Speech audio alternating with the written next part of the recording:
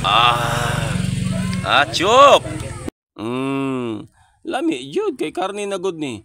Daghan pa kay mig mga karne nga nangabilin matat sukat nga gitagaan ko sa akong igagaw gikan dito sa Davao no. So ang nabilin diya, kabalo man siguro mo kung unsa na, di nabukog ha, naa pa ni unod. Ala, cross di ay. Ana. Sugat man dito sa bukog.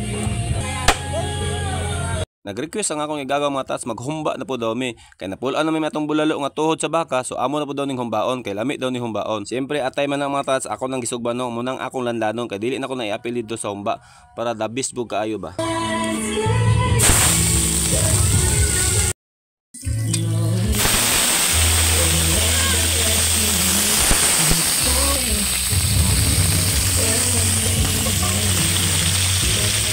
Mao nang gipaluto na ko so igagaw mga tats kay ako mugunit aning kamera kay wa mo mugunit ang kamera mga tats kay di kini sila kabalo basi maunsa ang atong kamera or di magkadimaw atong video. So sakit pud sa mata nga way klaro ang video di ba? Sama sa akong giningon sa inyo mga tats magtinabangay jud mi basta unsay hikay diya magamay man ang mga dako magtinabangay mi para enjoy di ba? Tanaw ako magumangkon mga tats na enjoy sila tungod kay nalipay pud sila nga nagtapok-tapok pud mi bisag nga ginagmay lang gud nga mga hikay mga tats. Lami sa piling mga tats nga nagtapok-tapok mo kung unsa man diya bisag isda lang na siya okay na siya. Ang importante magud mga tats kamo man nag-agaw hugot mo. Unta tanang taong manag-agaw o managsuon no, magtinagdanay og tarong god, ang uban mo gud yan dato ilang gisuon nga suko na. Ambot unsa na nagsilos? Sprite sa Sprite. Dili na suter ha. Pineapple juice mga tats kay para mosabot sa kalabi. Ning atong humba nga baboy. Tanawon sa kay. Matats atong tilawan kay pineapple juice pa man to ang gibutang. Tanaw to unsay lasa ato. Kay wa pa ni matiwas og ingredients or wa pang butang ang mga labas ang uban.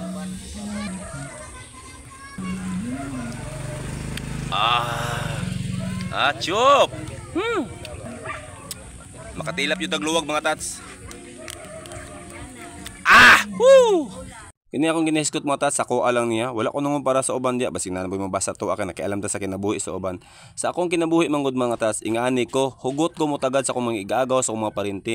Kay kaning kalibutan ng mga tats, atong maginikanan, mga wala man jud ano. So kita, og tagan ta maayong kinabuhi sa Ginoo, maabot na panahon matigulang ta. Kung unsa ang pagtagad niyo sa ulitaw mo, hantod matigulang mo, madala ninyo na ang inyong kamaayo. Dili pangit nga ugali ang atong ibilin ang kalibutan mga tats, kundi kamaayo. Kay lalong-lalo na nakaigsuon, nakaiparinti. Kung nangadato man na sila mga tats, pasagdi ilang. Dili ta angay magsilo sila. Nadato na sila kay naning kamot. Kita, naunsa man ta. Kita magud mga tats wala tay lain kampi ani kalibutan kundi atong igsuon, atong igagaw o atong ginikanan. Alang mo kampitan ng silingan mga tats nga libakon man ganita ana. Kuhaan ko niyo base mga tats kung pangit ang akong kinaiya sa akong mga nag-agaw o managsuon. Nganong gidalan man tag karne mga tats nga perti pang layo agikan sa Davao iya pang gibiyahe og single nga motor para lang makaabot diri para lang makita ko niya. So nagbabilin ang among kamaayo mga tats gikan sa bata pa mi hantod nga nangaminyo mi. Kiniya experience na nako niya. Panggaan yung igagaw o igsuon para lami ang inyong pagpuyo o panag-uban. Thanks!